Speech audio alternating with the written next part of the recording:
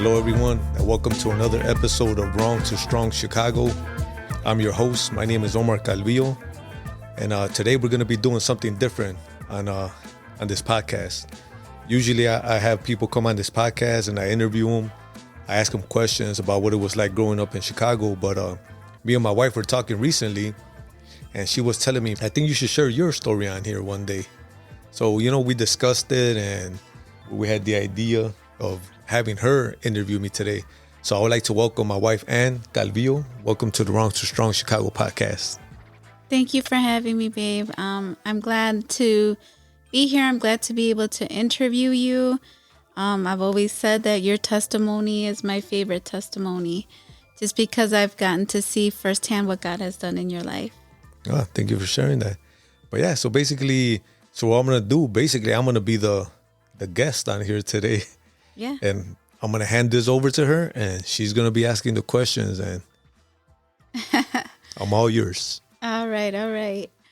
So I know basically on Wrong to Strong, we talk a lot about just growing up in the city of Chicago. So tell us a little bit of what that's been like for you growing up in the city of Chicago. Okay, yeah. Well, I was born and raised here in Chicago.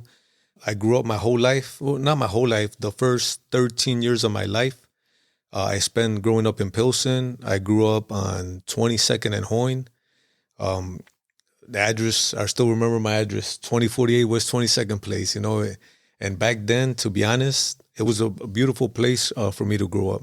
We lived in a 3-story building, and it was all family. Me, I had my parents, my mom and dad were always in the picture. So it was us. And back then, it was only just me and my 2 brothers. I had an older brother and a younger brother. And we lived on the first floor.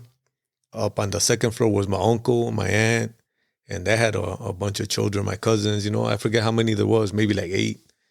And then downstairs was my aunt and my uncle. I had my 2 cousins down there as well. So growing up in Pilsen, for me, was like family. I remember even like neighbors that lived down the block. They were like family members to us. It was very like a close-knit community for me. Now that I think about it, it's like I felt like safe, protected. I had big cousins, uncles, and it was a very special. I have very special memories of growing up in Pilsen, just on that block. All the family. I want to send a shout out to the families that I remember. Of course, my own, the Calvillo, Benitez, Perez family. Then we had like neighbors that we grew up with that were like family. There's the Bonce family, Ramirez, and so many more, that. So I'll say as far as like the area I remember, Pilsen, right on the corner was like a hot dog place. I remember in the summer, right when they were getting ready to close down, they'll give us hot dogs and whatever food they had left over. I lived right across the street from a Catholic church, beautiful church, is St. Paul's. Mm-hmm. Man, it was nice. For me, like my childhood there, I remember it as good. The first thing that comes to my mind is family, always gathering with them, and it was nice. Yeah, and so being in that tight-knit community, it's all about family. And I know that your family is just has a very close bond with one another. Tell us what that was like as far as like what was going on within the 4 walls of your home. What did your family structure look like? Yeah, we had a big family. Family structure was, man, one thing I would say about my dad to start off with, he was hardworking. Ever since I was little, I remember he had his full-time job. He'll go to work and then he'll come home and do work. He was like the neighborhood mechanic. He'll be working on people's cars, where it'd be in the evenings and for sure on the weekends. I remember him having us help him. Me and my brothers in the garage. We'll be over there passing him the tools, holding the light for him. So since an early age, he taught, I'll say, all of us a hard work ethic, which I believe I still have to this day. As far as inside the home, like my whole family, I love my family. But man, I grew up in a culture, I think, as a Mexican culture, the drinking. It was always drinking. Even, the weekdays and the weekends, forget about it, man. It was like party time, whether it be there where we lived, or we always used to go by my uncle's house, whether it be southeast side by Calumet Park. I had an uncle. And just there was always family parties. I remember, but that was like I'll say the main staple was drinking, and obviously with drinking, a lot of stuff comes with that. There was a lot of arguing inside my house. I remember as an early age. Back then, my dad used to drink more. So I remember like driving home from parties where he'd be like swerving on the expressway, and we'd be scared coming home. Just things like that, I would say. So inside the home, like I said, I had my mom and dad there, but there was definitely, some, struggles, I guess. Like you have a young couple. I'm sure they had a lot on their plate, pressure, trying to provide for us. But yeah, there was some arguing, drinking. So I grew up in a family that, like to this day, they talk about who was able to drink the most. Man, who was able to hold down their liquor, who was the last man sitting on the table, and it was that type of culture, and that's how I grew up. I grew up where, giving a young kid beer and watching them drinking was fun. It was cool. Yeah. So yeah, it was that type of environment. I love my family. We're very close, but there were certainly certain things I wish were a little different, I guess. So I hear you say that you grew up in this loving home, loving environment. Yes, your family had issues, right? And just like you mentioned, it's very typical in our culture to just view drinking as not alcoholism, which is what it is, but back then it's kind of like it's what you do. It's what we do, right? So how did that affect you personally growing up in that type of mindset where this is normal? This is normal for me. This is what, I grew up in. And so how did this affect you in your life? Well, I guess when I was young, I didn't realize how it was affecting me. I say it wasn't until I started getting older. So back then, it was cool to, be with my cousins and uncles, and here we are young, and we were drinking. They wouldn't say nothing, go in the cooler, grab a beer, smoke a cigarette, even though I probably didn't know how to do it right. It was just something about, something about being with the older guys, whether it be my family members, family friends, and, just being able to be one of the guys. Ever since I was young, I wanted to be one of the guys, belong. When you're young, you want to grow up quick. Mm-hmm. You don't want to be the little kid, You want to feel like, man, I could hang with the big guys. So I'll say back then, I didn't see how it was affecting me, but I'll say later on, as I guess as we get into my story, the drinking wasn't enough no more. It led me to do other things. So yeah. And so with that, the other things, can you tell us a little bit more about that? yeah, I would say like growing up in Pilsen with my friends, I always admired the gang lifestyle. I would look up to and admire those that were in the gangs, those that were in my neighborhood. Just they were cool in my eyes. I used to dress like them even as a young age. And I don't know, there's something about that lifestyle that attracted me. So I would say what that led me to do, it led me to start experimenting with drugs, whether it was weed in the beginning. And then from that, maybe started doing like cocaine and then other things as I started getting more involved. And so you started doing drugs, you started admiring the gangs, and then growing up in Pilsen, we know that that neighborhood is pretty much known for the gangs. Tell us what it looked like once you started wanting to be a part of those gangs and why. I guess I'm gonna have to share this story here. I always admired, the gangs, and I had my cousin. His name was Gil. He was part of the gang in the neighborhood, and he was a young, tough guy. Like he had a reputation. I remember being young, being just little guys in the neighborhood, and like if we were ever like, if, let's say if some other gang members tried to mess with us, because we weren't plugged yet, we were young. But we were having our own little crews or stuff in the neighborhood. I remember back then it was very popular to have like little party crews. We had a party crew on this block and some down the block. So I would say back then it was more like a little party crew, just guys getting together, maybe tagging. We used to do some tagging, writing, in garages or walls or whatever. So that's what I started doing. But as far as gangs, like my cousin would keep us from joining the gang. Because I remember like I would jump on my bike and I would go like to look for him because he'd be, a few blocks down, hanging out with his guys. And I'll go over there and just because I always admired him, and I'll go over there trying to hang out with him. He's like, man, he'll kick me out. He told me to go back to, where my little group of friends were at. So I would say that even though I admire that, he was the one that would keep me, my younger brother, and my cousin, from that lifestyle. Like if we ever got in trouble, like let's say if some gang members tried to mess with us, all we had to do, hey man, my cousins, and I would say his nickname, and they were like, oh man, hey, it's cool, and they would leave us alone. It was almost like his name, his reputation, I guess, was like our protection. Yeah. The guys in the neighborhood would leave us alone. Oh man, that's your cousin. All right, cool. You're all right. We ain't gonna mess with you. So I believe he played a role at that point in time of keeping us from joining him in his footsteps. Yeah. And so you talk about your cousin Gil and how he plays this role of this protector, wanting to keep you guys kind of out of that lifestyle that he was already in. What happened, and I guess why did that all change, and how did you get started in the gang life? Well, I would say what happened. It was August 19. I remember. Well, I lived in Pilsen up to the age of 13. We ended up moving by Gage Park neighborhood. So we were living there, and I remember we still would go back to our neighborhood though, because all my friends were there. I didn't know nobody in Gage Park. I didn't even want to hang out over there. So we would always go back to Pilsen. So on this night, it was August 19.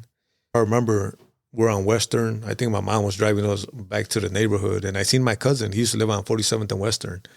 I seen him sitting in his front steps, and something told me like, man, maybe we should give him a ride. But I seen him there, and my mom, we just kept going. We went to the neighborhood, and I forget what it was, maybe a Friday night. But we went to the neighborhood, hanging out, and I believe we went back home later. And then basically that night, we got a call and saying that my cousin Gil had gotten shot. And so we get the news that he got shot, and it was, I believe it was early in the morning. Well, anyways, we get the news he got shot, and it turns out that he had gotten shot by the police. So basically the police killed him. It happened on 19th and Hoyne, and he was young.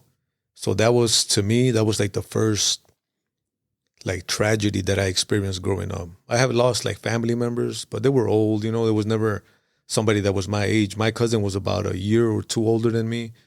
We grew up together. He lived in Pilsen too, like a few blocks away. We were always together. Him, his brother. Me and my brothers, and another one of our cousins. Like I said, it was a tight knit family that we grew up in, and man, that really hurt. And losing them, it just, it's, because you heard stories back then about how he passed. And it made you angry. It made me and my cousins, it was like a hatred for the police, to be honest, if I'm being honest right now. Hatred for people in authority in general. And I believe that's what started the rebellion in us. Like he was like the buffer, I guess, that kept us, from the gang life. Yeah. So that was a major hurt in our family. And I think what hurt the most too, that was part of it, of course, losing them. But I remember going to my aunt's house, a few days, maybe a week later, and, just helping her, just being there for her. And we were helping her, I think, pack some stuff up. And she was receiving letters in the mail. People were writing her, but these weren't like support letters. These were letters of hate. And she didn't know how to read English. She would ask me if I could open them and read them. So I would read them. And these were very hateful letters that, the stuff that we're saying, almost like, we're glad he's gone. We're glad that happened to him.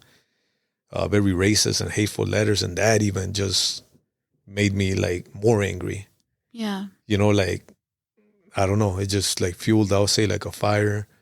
And so yeah, that happened. We lost them. The whole family grieved, and it was a huge loss. It was a huge hurt for our family. And I think that opened up the road for Uh, the first one to join the gang afterwards, I think maybe about a year later, was my younger brother, Mm-hmm. 2 years younger. He was the first one that turned out. I would say he was probably like the craziest one out of all of us, to be honest, even though he was younger. He was, man, he was just tough. He was a tough guy. He turned out, and soon after, I would say me, my other cousin, and maybe some friends followed. So, and like I said, it was just fueled by hurt, hate, anger, and yeah, it ended up, to turning out where he, I think if he were still there, probably would have kept us from following in his footsteps. I think you mentioned something really important there, because I know that most of the guys in the hood turn out because they're looking for family, they're looking for acceptance, they're looking for love, which are all the things that you already had. You already had growing up. You had that close, tight knit family. You had that love. You had that support, people there in your corner. So you saying that you turning out had a lot to do with your hurt, the hate that you had in your heart for what happened to your cousin, and how it happened. Um, you said it fueled like this rebellion in you to turn to the gangs, to turn to the streets, the very place that your cousin was trying to protect you from. But now you found yourself involved now with the streets and with the gangs. Tell me what was going on in your mind while this was all happening, and like what did it cause you to do once your cousin has passed, you've seen your aunt's grief, you got these letters. What did you do from there? I think what I did was me and my younger brother were really close. I got an older brother, but me and my younger brother were like twins, always together. So once like he turned out, once he joined, is like I, to be honest, like I joined almost like to be with him, just. And honestly, we were already like in the neighborhood we grew up in. You're already out there, making connections, doing crazy stuff. Maybe not gangbanging, but drinking, like I said, tagging and doing all this stuff, partying, doing drugs. So, and then you start, even though like let's say like I think I maybe joined like a year after my brother, something like that. It wasn't immediate. And yeah, well, I guess what it led to is just being in the neighborhood. I was already hanging out with these guys, like doing stuff with them. So when it was like time for me, I guess, to like officially join, basically I got almost like blessed in. I remember it was me and two other guys that turned out like on that one particular day, and the two other guys ended up getting like violated, like beat down, and they made an exception because I was already out there with all these guys. I knew all of them were already hanging out. It was almost like I was in it, but not in it. You know what I'm saying? Yeah. So I would say what it led me to do, man, I was lost, to be honest. I was started doing like a lot of drugs, weed, cocaine. Back then, man, we started acid, PCP. They call it a wiki water. Dunk squares, smoking that, and it was just bad. I would say I was in a place where I was lost and just out there. You mentioned about, I know a lot of guys join because they don't have that family. Mm-hmm. They go there to find family. Well, I went there because my family was in it too, though. I had my younger brother, my other cousin, and some other cousins too that were hanging out with us. So it's almost like the whole family went in. Mm-hmm. I don't know if that makes sense. So Yeah. it was still a family affair. Yeah.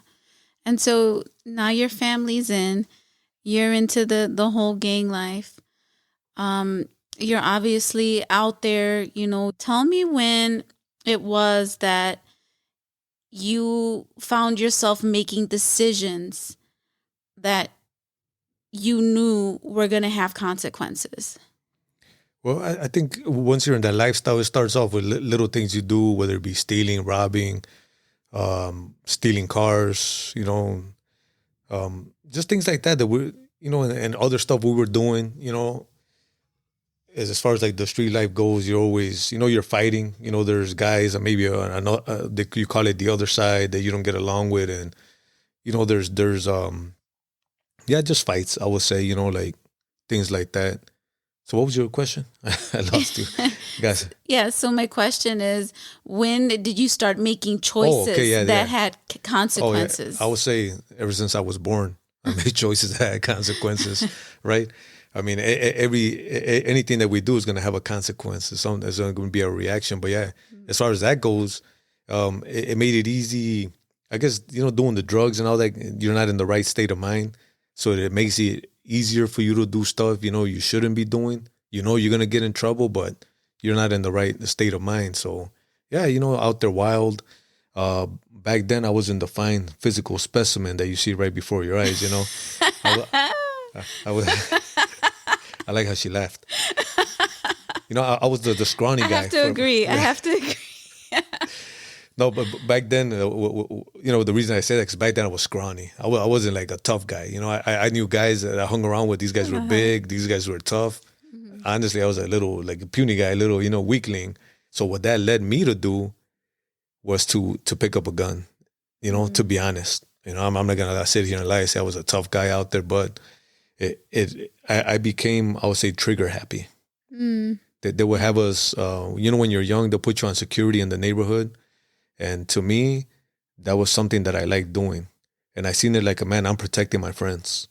I'm protecting my family that are out here. Yeah. If anybody comes and tries to hurt them, I'm going to hurt them.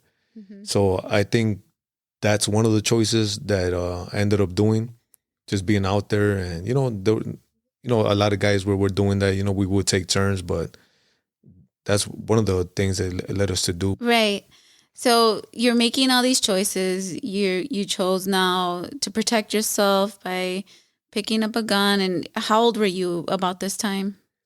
I had to be like, let's say like 16 or 17, somewhere around there. Yeah. Okay. So let me ask you this. You're running around in the streets with a gun, doing, all kinds of crazy things. What did your family try to do? Like, what intervention did they try to do to kind of stop what was happening with you and your brother? I would say, well, of course, my mom, she would always tell us not to go over there to the neighborhood, but we're young, like we were going to go no matter what. Of course, my family didn't approve, and of course we would lie about the things we were doing. Oh, we're just going to go by my cousin's house because he lived in the neighborhood. We didn't. So that was our way to get over there. Hey, we're just going to be by his house. And we would land there and then, go hang out. My dad, he worked second shift for during that time that we were out there. So I think that made it easier for us to go to the streets. Because to be honest, he wasn't around at night.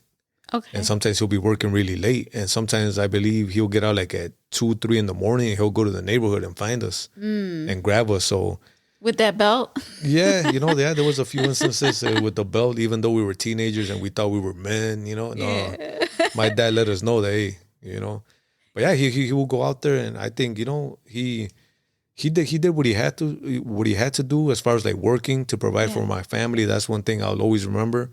He worked hard, but I think that made it easier for us to go to the neighborhood, the fact that he was working late. Yeah. But yeah, our family definitely tried to discourage us. I had other family tell us, man, don't be in that lifestyle. So you will hear it from a lot of people, teachers, people that are like, man, hey, you guys are good kids, don't go down that road. But, when you're young, you know it all. Can't nobody tell you anything, like I said, we were in rebellion. We had anger, we were hurt. And when you're hurt, I think you just want to hurt others, I guess. Tell me about that time because, I know your story. I know your testimony. Tell us about that time when your mom was really worried about you and she said, you know what, I'm going to send you to Mexico. Tell me what happened. Okay, well, I guess what ended up happening, they back then, like I said, I was really, really skinny, looking real frail. And they sent me to Mexico to go see a curandera. So because they said somebody had done some, like some voodoo or black magic, whatever you want to call it. Mm-hmm. I'm sure it had nothing to do with all the drugs I was doing, and all the drinking, that had nothing to do with it.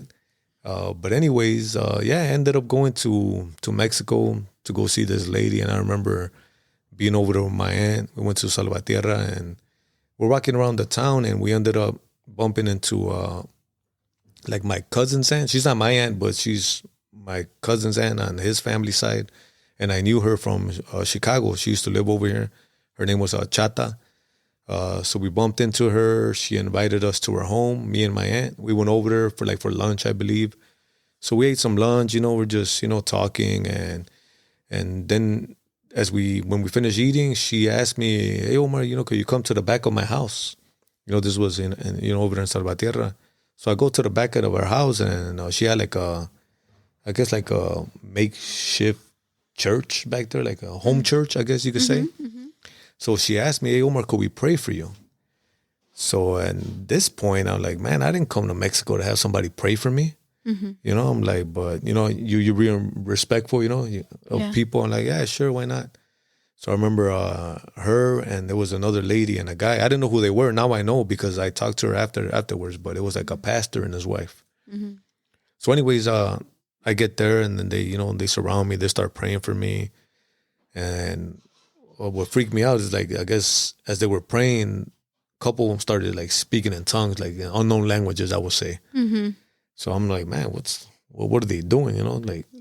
So anyways, I'm there. And then the lady that was there starts speaking over my life, telling me stuff. Like, man, you need to mend that relationship with your brother. I hear the Lord say that you need to mend that relationship with your brother. And at that point, man, she got my attention. Because I have my older brother, and at this point, we hadn't talked like for a couple of years, even though we lived in the same house. I wouldn't say a word to him. He wouldn't say a word to me. And there's I guess we each had our own reasons for that, whatever that was back then, childish, resentment or anger towards each other, whatever that might have been. But yeah, she's like, man, you need to mend that relationship. She just kept praying, and they started saying some stuff over me, and that was it. But I know, like, man, I just thought about it, and yeah, that was that part. And I remember, like, afterwards, it was at night. We ended up going to go see that curandera lady. So, we went there. She lit some candles. I had to give her a picture. She's like, oh yeah, somebody did something to you. Or don't worry, I'm gonna take care of it. I'm like, all right. I remember going home that night, to my aunt's house, and falling asleep. And I remember in the middle of the night, I just felt like my body get all stiff. Like, literally, like I was laying there, I just felt my body stiffen out. And I just started feeling hands rubbing my body from my head all the way down. And I just remember letting a hissing sound. And that freaked me out. I had never experienced anything like that. But yeah, that's what happened in that one instance when I went to Mexico. So you have this experience. I mean, it had to bring questions to your mind, right? Like, you go to Mexico, you're going to get healed from this witch doctor, is what a curandera is. And you have this encounter with your aunt, right? Or your cousin's aunt, and she's praying for you, and she's speaking over your life. You come back home to the States, right? You come back home, and what happens next? At this point, I'm gonna backtrack a little bit. Before this had happened, me and my younger brother had gotten locked up. It's a long story behind that, but he ended up getting locked up before me, and that really hurt. The whole situation hurt me. The circumstances behind it, what led him to go in there, and man, I was lost because we were like twins. We were together all the time. So he was in the juvenile because he was a juvenile. So he went in, and I was out here, and I was fighting that case. And I remember what ended up happening when I came back a couple months later. I ended up getting locked up myself.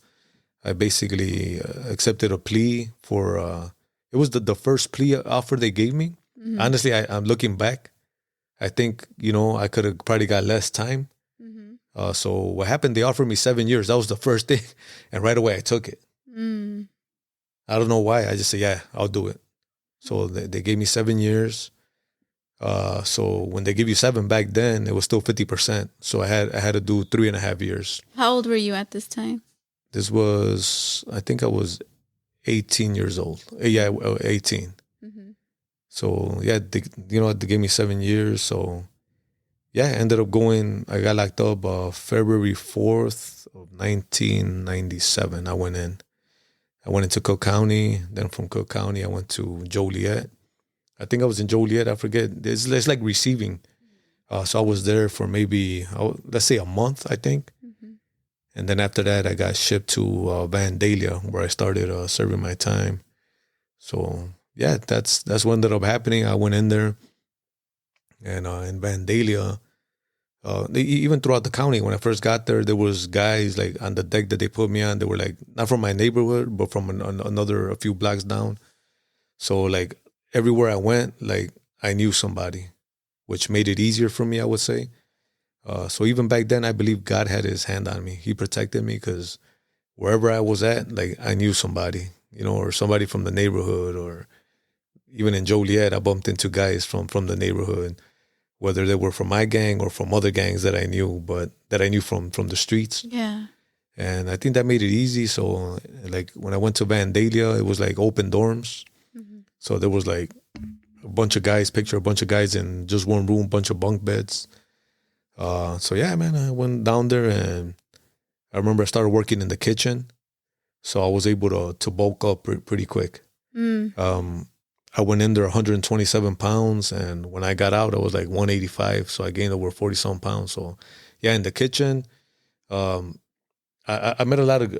This may sound crazy, but I met a lot of like great people that I ended up becoming friends with in there, and it's almost like you go to war together, you build a bond. I don't know, it's weird, Mm-hmm. but a lot of guys that I met there. So I went to Vandalia, then East Moline. And then from East Moline, I got caught getting a tattoo. Mm-hmm. So then from there, they shipped me to Danville. I went to Danville, but yeah, that was my experience as far as that goes. But I will share this: like, no matter where I was at, whether it was the county, Joliet, Vandalia, East Moline, I was always around people. Mm-hmm. So it made it easy for me to almost feel like I'm not locked up because I'm interacting with them. Mm-hmm. Whether it was we're working out, whether it be on the yard, we're working out in the gym, playing basketball, playing handball. You build a connection with a lot of these guys. You're always Yeah. interacting. So the weird part is I was already, I think, like two years plus in there when I got caught getting the tattoo, and they throw you in seg, which is basically jail inside a jail, Mm-hmm. which is like solitary, I guess you could say, because you're by yourself now in a cell. Okay. And to be honest, like all those 2 years plus, I felt like I was keeping it together emotionally. Mm-hmm. I was getting like, because you got to be strong in there. You got to be tough. You can't show weakness. You can't be in there, man, I feel sad. I feel like crying. So, man, like almost like I was hardened, like I hardened myself, hardened my heart, and Yeah. just your mentality.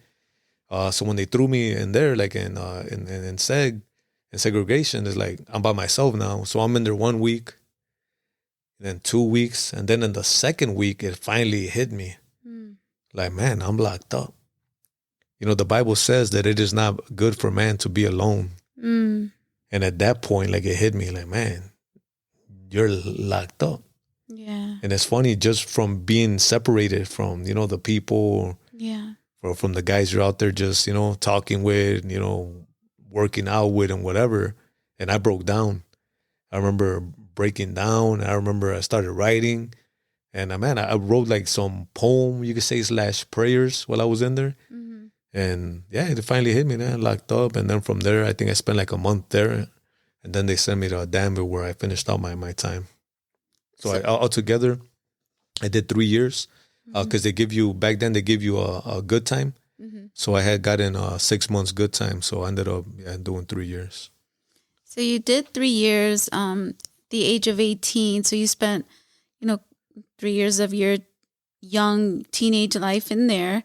What was it like to come back to life, like to come back to your neighborhood, your family? Tell us a little bit about that. Yeah, I remember when I got out and I came home, like with my parents, my mom and dad, and coming to my house, and the house seemed so small. I don't know why. It seemed so small, and it took some adjusting to be honest. Like you don't realize the effects that had on you until later on, even till now. Like when I reflect back and think about certain things, it does have an effect. Like I believe it made me more cold. I think in there I learned my way of coping is to tune out from the situation. Like I remember I would be like in the yard sitting on the bench and I would zone out. I would imagine myself like just somewhere else, Like I'm not here, I'm not locked up, and like daydreaming, I guess, to put it simply. Yeah. And that was my way of coping, just daydreaming. I remember in East Moline they had a what do you call it, a auto shop, which is basically like school. So they had cars down there. They teach you how to like how to work on cars. And so I'm down there and I took the class, but you know what I would do sometimes? They had cars. I would just open the door, sit in there, and this just daydream that I'm cruising. That I'm cruising the neighborhood, or man, just sitting there, just like for real, like using my imagination to escape the reality of where I was at. Yeah. And man, it's things like that like I would always escape reality. There was no emotions. I remember my family when they would go visit me, and I seen them. We're in the visiting room talking, and they would leave. It never failed. Every time I got a huge headache when they left. Once I got back to my room, and now I think I used to get those huge headaches because I was like suppressing my emotions. If I'm being honest, Yeah. like, 'cause it hurt, to see them, come see you, and then they leave, and I would always get headaches. Like, man, why'd I always get a headache? Yeah. And back then I didn't know why, but now I Right. think it was, man, I'm suppressing my emotions. So yeah, coming home, it took some readjusting, to certain things. I remember I got out in February, and in March I had gotten a job. A month later, my younger brother got me a job, and I remember I started working on a Wednesday. I worked Wednesday, Thursday, Friday. I was only making $9 an hour, but it was legit. It's like, I was out on parole too. I got to say that.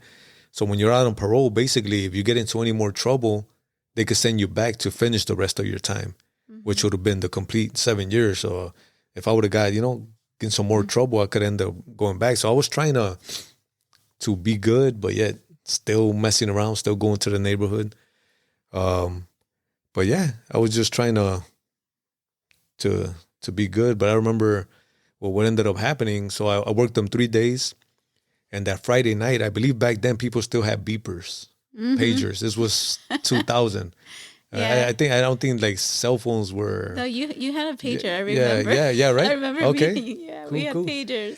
So yeah, I remember it was a Friday night. I was out a month and I'm paging everybody.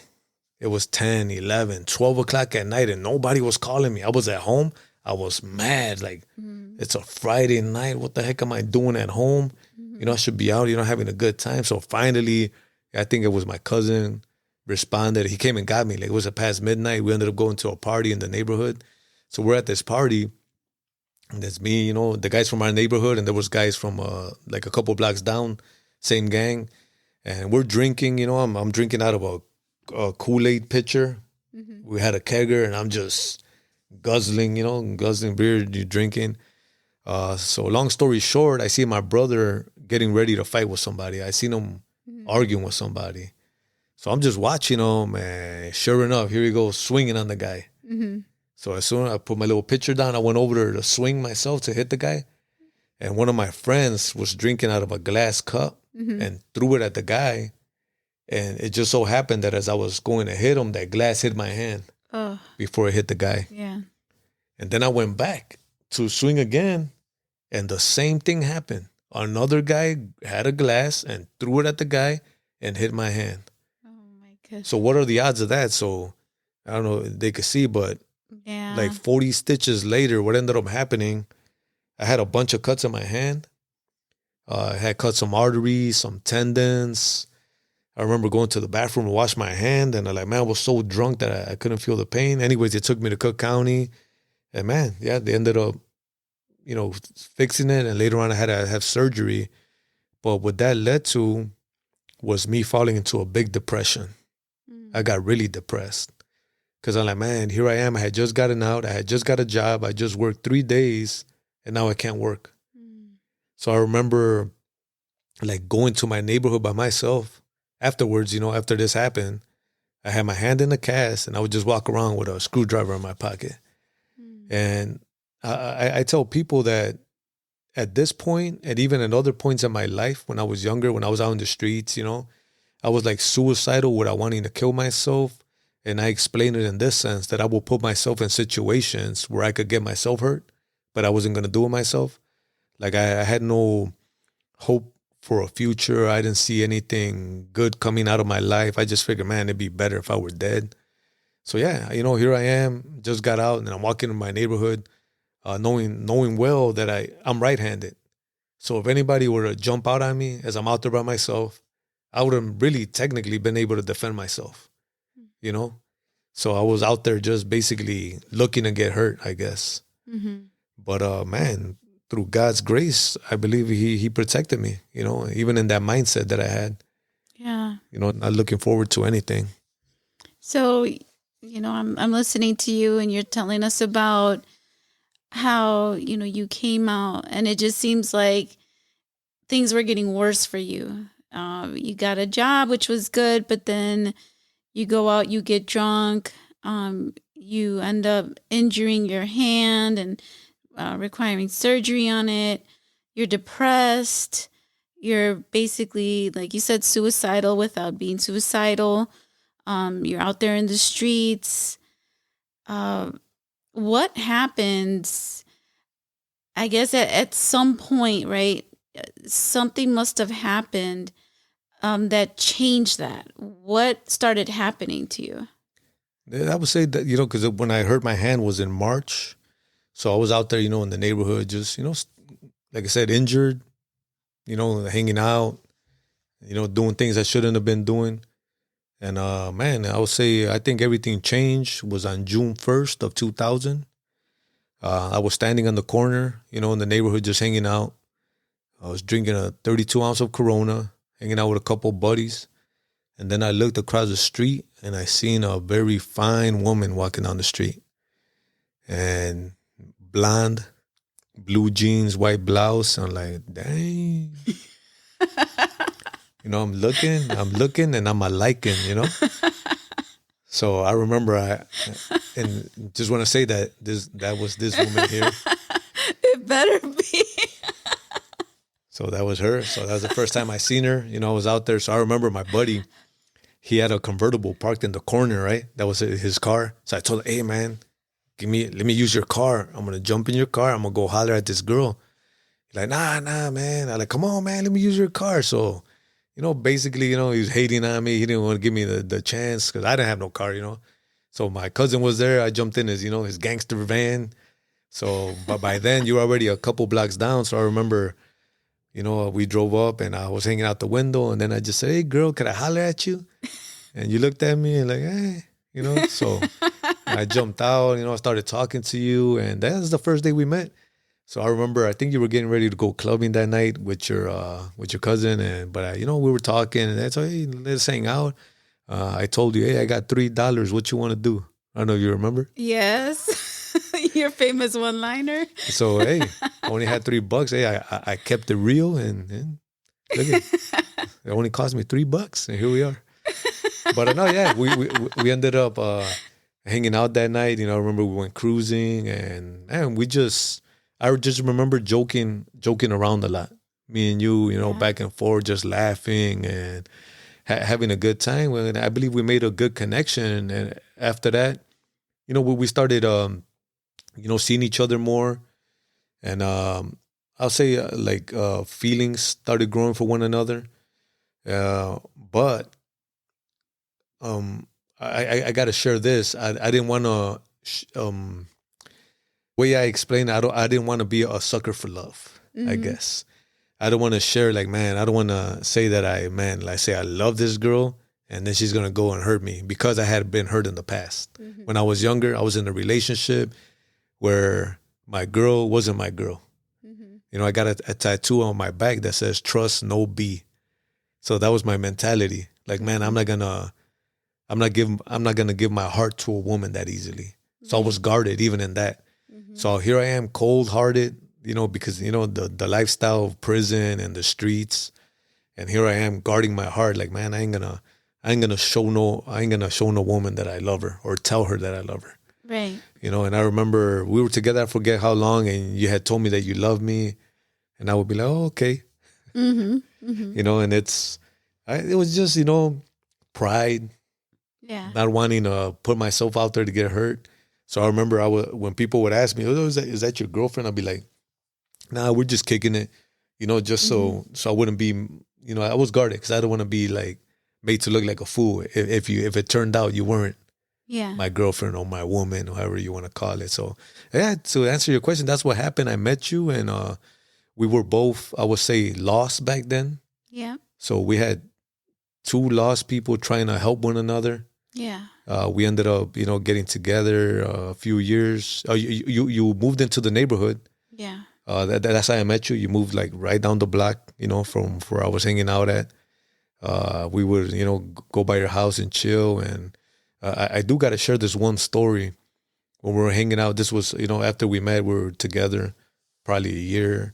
I remember it was the summertime. We were hanging out in front of your house. A lot of the guys used to like hanging up there because there was like some more guys that lived on the second floor from where you lived, and there'd be guys hanging out. Yeah. So I remember we were out there, and that night you had told me like to go in. So I remember I went in, and then I'm like, you know what? I ain't gonna stay in here. I'm gonna go hang out with my friends outside. Like, man, they're hanging out. So Yeah. I remember you're like, nah, let's just chill. I think it was late already. Like, man, Yeah. let's just chill, watch a movie. Like, nah, I'm gonna go hang in the front. So I went to the front. We're hanging out there, and sure enough, I think maybe like 5 minutes after I went out there, Mm-hmm. a car pulls up on us. Yeah. Both windows rolled down, Yeah. passenger side and the back seat, and they just started shooting at us. Yeah. I Close remember, range too. yeah, it was right there because and on that block is only like maybe a car's length from where the stairs are at to go into the Yeah. houses, and it was very close. So yeah, there was a bunch of guys that just started shooting, and I remember diving to the floor. Everybody dove, ran, whatever, and only one of the guys got shot. He got shot in the leg. Luckily, he Yeah. was okay. They took him to the hospital. No major damage. But the crazy part is when we went back down to your apartment, Yeah. her bedroom was right like in facing her window face, like even though it was on the basement floor, you could say. Yeah. When they were shooting, two bullets went right in through the window Yeah. and right to where her bed was at, where it's basically where me and her would have been sitting. Yeah. So I remember we went back in and we seen the bullet holes right in the bedroom wall, and we're Right in like, the wall. Yeah. if I would have stayed in there, Yeah. we probably got shot, either me or you. So I always Yeah. remember that there was always shootings there. It was crazy. It was a crazy neighborhood, and I remember a friend of ours asked us if we would move into her house. She lived more south. I believe it was on 62nd and Kildare, was it? Somewhere over Yeah. there, was it? Uh-huh. And we ended up moving out of the neighborhood into our basement apartment. And yeah, that started us on a whole nother trajectory. Yeah. I just have to say, going back to when we met, I remember you clearly telling me that you were not looking for anything serious, that you've been hurt in the past. And it's funny because that's the same place that I was coming from too. I had just gotten out of a very toxic, violent relationship. And so I wasn't looking for another relationship. I wasn't looking for that. And so I felt like that's why it's weird, but we kicked it off so well. Like we formed this friendship. We got along so well. We formed this friendship. And like you said, we were lost. It was like the blind leading the blind back then. But one thing that, I think that always stood out to me was that, you were protective of me. And even though I was out there in the streets too, like just hanging out with my sister, with my cousin, doing my thing, you were just like, hey, you good? Always checking up, making sure everything was good. That night when, because we had, I think, two drive-bys that I can remember. Yeah. Because like I tell you now, I feel like they traumatized me, especially that one. Going back to the apartment and seeing those two bullet holes, I just couldn't get out of my mind that that could have been us sitting there. We were right there literally before it happened. And I just couldn't get that off my mind. I was the one freaking out. I was the one like, yeah, I was just freaking out. Um, and then seeing your friend, I know you just say it so calmly. Yeah, my friend got shot in the leg, but seeing this guy and his legs bleeding, and they bring him into the apartment. Oh yeah, I And they're, forgot about that. Right, he came yeah, they downstairs. bring him Yeah. into the apartment, and they're trying to stop the blood. And they're like, well, let's take him to. Then you put him in a car and you take him. This was like something out of a movie for me. It was just happening. It was just surreal. Like, is this really happening? And that's the kind of life that I found myself in after being with you, of course I had been in other situations prior to, but nothing like this where we were getting shot at just literally a couple feet distance, and my sister was there too. So it became a very just dangerous type of lifestyle where even though I was out there, kind of numbing my pain with alcohol, like this really did something to me, really traumatized me. So then we end up moving out of Pilsen into our friend's basement, right? And I felt like I thought things were going to get better because now we're out of that whole environment. But it didn't. So tell us a little bit about what that looked like once we moved over to 62nd Yeah. and Yeah. Well,